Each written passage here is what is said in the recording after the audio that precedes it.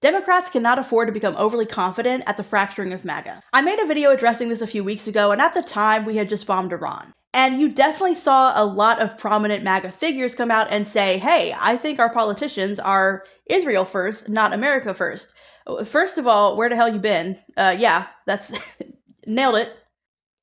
But for a lot of these cult members, it's really the first time we've seen them be this willing to openly criticize Trump. So don't get me wrong, it's very encouraging. And to a degree, I think these people deserve credit for it. You're actually willing to publicly risk where you stand politically with voters, especially those who are diehard loyal to Trump, in order to vocalize a criticism that is valid. I have respect for that. And it was shortly after that the Epstein case just became a bigger and bigger and bigger and bigger fiasco by the day. So to give a brief summary of what's been going on, Trump has been a longtime friend of Jeffrey Epstein, who is a sex trafficker who sex traffics to very high-profile people. He was arrested and faced charges during Trump's first term. He supposedly killed himself. For now, that's still the official story. But the reason this is such a big deal to MAGA is that Trump has always talked about taking down the deep state. The problem with this belief that he's going to tackle the deep state is that a lot of these people are motivated by conspiracy theories that are very much unwarranted. But anyways, MAGA really wanted to know how many of our politicians are compromised by this guy. And because Trump has always talked about taking on the deep state, this is really something that they wanted him to do. And it's something he's talked about many, many times, holding guys like Jeffrey Epstein to account and the politicians that he served.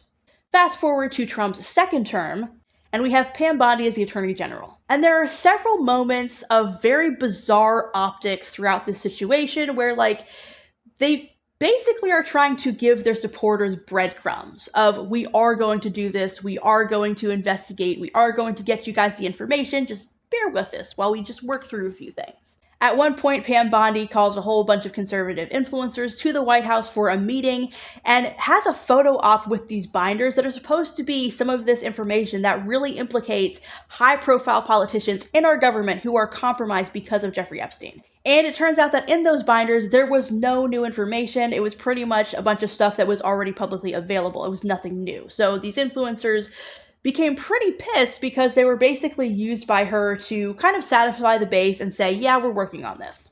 There were also moments where Pam Bondi promised the American public that she was actively reviewing the Epstein files, and that we would eventually be getting the information, essentially the client list. And if you need a reminder as to why that matters, these are people who participated in sex trafficking. So they should be held to account by the law, regardless of whether or not they're a politician. That's really what this whole situation boils down to. Next thing you know, she eventually comes out and says, oh, there is no client list. Oops. There is absolutely a massive backlash to this, and Trump starts spiraling. This grumpy grandpa goes off on a rampage all the time, but this is next level. He starts calling people stupid for still talking about the Epstein files. He orders people to not talk about Epstein anymore. He says that if you are still interested in Epstein, you are a liberal lunatic, and that he doesn't want your support anymore. And honestly, if he had just left well enough alone, I think MAGA would have been content with blaming everything on Bondi, demanding that she be fired, and eventually they probably would have moved on.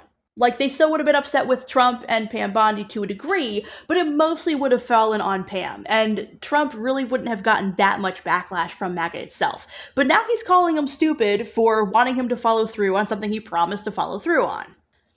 As of right now, MAGA is probably more fractured than it has been since the movement began.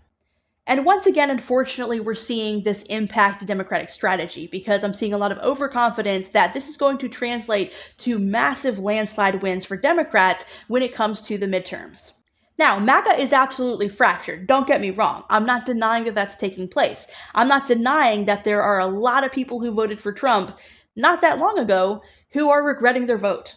If people had the knowledge of how Donald Trump would handle his presidency up until this point, and we redid the elections today, I don't think Donald Trump would win.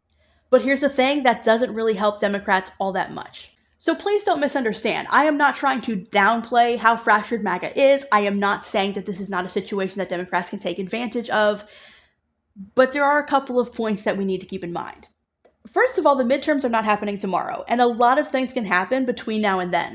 Just because a lot of these folks are pissed off at Trump does not mean that they're going to refuse to vote for Trump endorsed candidates. Donald Trump has pretty much exclusively been the sole figure of the MAGA movement, which is one of the things that's really frustrated me. Like, just have some standards. Even if you genuinely like and believe in Trump, why can't the Republican Party put out anyone else? This might be the moment that makes MAGA go, okay, we still believe in the MAGA principles, we still believe in a lot of the things that Trump talked about, but maybe he doesn't need to be the leader. I think that very soon this is going to be a moment for JD Vance to step up to the plate. Trump endorsed candidates? I don't know. They might do okay. But JD Vance endorsed candidates, I think, will do far better. You can only sustain this much focus on one person for so long. And MAGA voters are starting to see the things that the rest of us have seen for a long time. He's extremely weak. He's obsessed with looking and sounding strong. But he crumbles like a deck of cards at the slightest criticism. He becomes obsessive over things that are absolutely childish. This man is not a leader. Never has been, never will be. He's also someone who cannot be trusted. He has a long history of conning people, and he is continuing to do so. So really, it's very odd for anyone to act surprised at how we got here. But regardless, there are folks in MAGA who are finally recognizing some of those things. That doesn't mean they're going to just turn their back on every quote-unquote MAGA principle that they've believed in for the past 10 years. So while they might not be motivated to get out and vote for someone that Trump endorses, there is someone else that is going to rise very quickly, very soon. My money is on JD Vance. I could be wrong. There could be someone else over the next couple months that starts to really take the leadership of the MAGA movement. But whoever that person is, it is going to be extremely critical how much influence they actually have, because that is who these people who are furious with Trump are going to follow. Another thing I'm worried that the Democrats are going to do in light of this situation is become so overly confident that they forget to talk to the Democrats that are their base. Because those who are truly willing to wash their hands of the MAGA movement completely and are not going to follow whoever else takes up leadership in this area, they're more likely to be motivated to stay home than they are to vote for a third party or Democrat candidate. I think a lot of people who have made MAGA and Donald Trump their life in the past 9 to 10 years and are now feeling such incredible waves of disappointment, they're going to be so disenfranchised from politics. They might not be open to whatever message the Democrats put out. So yes, there may be some votes that are up for grab, but I think a lot of these people are so disenfranchised that they're just going to stay home. They're going to go, you know what? I put so much faith in this. I really thought these people were legit. I can't do this right now. Now, don't get me wrong. The midterms are still a while away. A lot can happen in that time that includes feelings of anger and bitterness fading. But do not just trust that enough Republicans will stay home. Do not just trust that enough Republicans will be open-minded to switch their vote. Put out strong candidates that Democrats are willing to show up and vote for. This is really the area that I'm worried about. Republicans stand for the most hideous, horrendous things that I've seen in my lifetime. The modern Republican Party is just trash. I'm not going to defend them. But that's pretty much all the Democrats bring to the table. Well, the Republicans are awful and we're the alternative. So how can you not vote for us?